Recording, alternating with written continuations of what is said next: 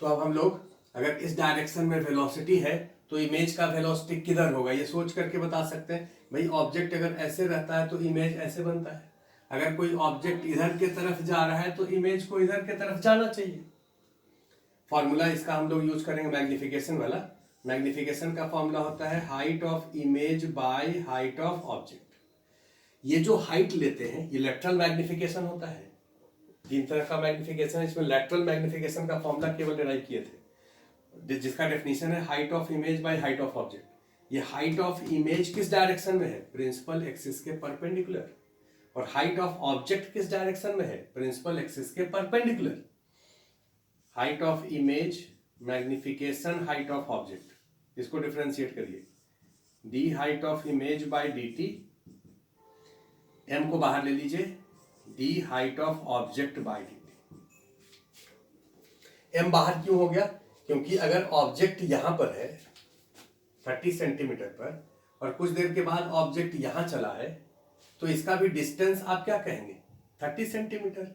You जो है, you तो प्रिंसिपल एक्सिस के लॉन्ग ही डिस्टेंस होता है, ये डिस्टेंस तो आप निकालेंगे नहीं।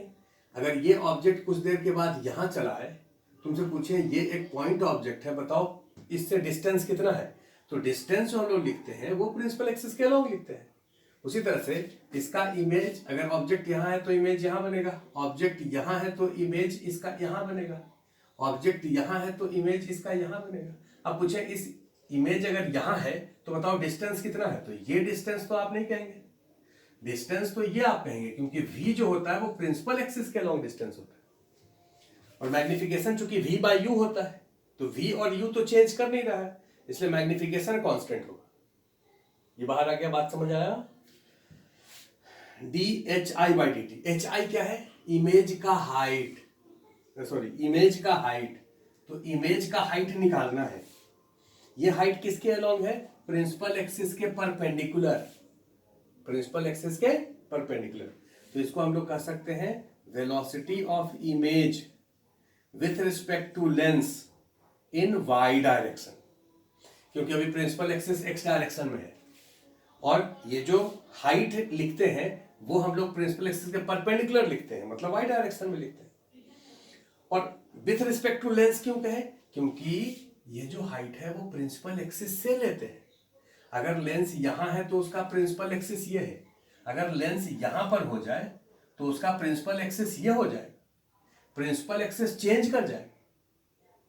लेंस जब एक जगह से दूसरी जगह जाता है तो अपने प्रिंसिपल एक्सिस को छोड़ के नहीं जाता है, प्रिंसिपल एक्सिस का पोजीशन चेंज कर जाता है। इसका मतलब जो इमेज का हाइट रहता है वो प्रिंसिपल एक्सिस के रिस्पेक्ट में रहता है, और प्रिंसिपल एक्सिस जो है वो लेंस का प्रॉपर्टी है, वो लेंस ही के साथ मूव कर सकता है। इसका मतलब हाइट जो लिखेंगे वो विथ रिस्पेक्ट टू लेंस होगा। बात क्लियर। ये हो गया मैग्निफिकेशन, वेलोसिटी ऑफ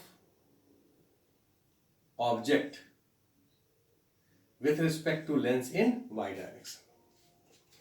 अब एक बार इसको और लिख देते हैं,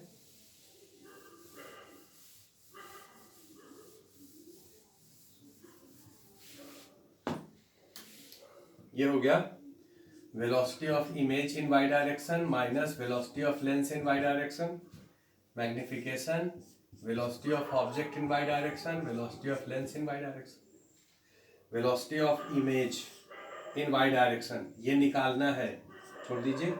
वेलोसिटी ऑफ लेंस, अभी फिलहाल ये लेंस रुका हुआ है। मैग्निफिकेशन हम लोग निकाले थे 30 सेंटीमीटर पर है 15 पर, मैग्निफिकेशन माइनस हाफ आया। Velocity of object in Y direction, Y direction में ऑब्जेक्ट का वेलोसिटी कितना है 5 मीटर पर सेकेंड, तो 5 जे कैप, देखो इधर की तरफ था, अगर इधर रखता तो लिखते minus J cap. Velocity of lens in Y direction, lens का वेलोसिटी वाई डायरेक्शन में नहीं है, velocity of image in Y direction होगा -5/2 जी कैप। माइनस का मतलब नीचे के तरफ, और कितने से 5/2 से। इसका वेलोसिटी ऑब्जेक्ट का इधर है अगर 5 मीटर पर सेकेंड, तो इधर इमेज मूव करेगा 5/2 मीटर पर सेकेंड।